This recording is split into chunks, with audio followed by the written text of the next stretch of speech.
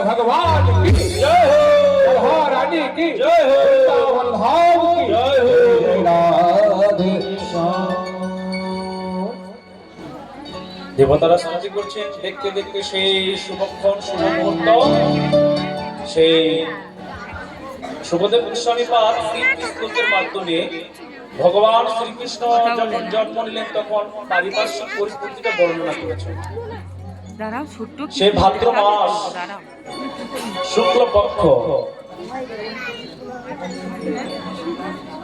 ভাদ্র মাস শুক্লপক্ষ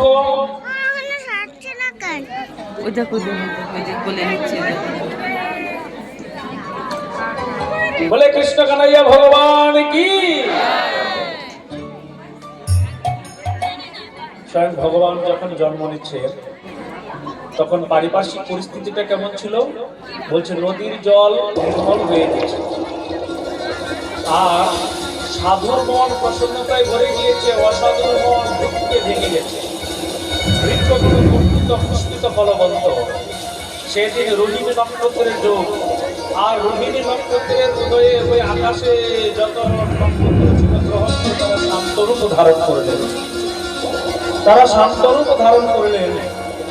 সেই ভাদ্র মাস কৃষ্ণপক্ষ অষ্টমী তিথি, সে রোহিণী নক্ষত্র হর্ষত যোগ বুধবার,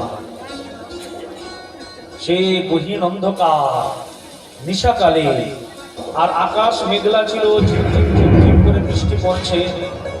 সেই শুভক্ষণকে কেন্দ্র করে সেই অনাদিরাদি গোবিন্দ স্বয়ং ভগবান অখিল বিশ্ব ব্রহ্মাণ্ডের নায়ক স্বয়ং ভগবান শ্রীকৃষ্ণ ওই কংসের কারাগারে দেবকী বসুদেবের উদরে তিনি প্রকটিত হলেন। বলে কৃষ্ণচন্দ্র ভগবান কি, ভগবান কি। আচ্ছা, ভগবান কেমন করে আসলেন বলছে, সাধারণ শিশুর মতন আসেননি ভগবান, তো একেবারে শঙ্খ চক্র গদা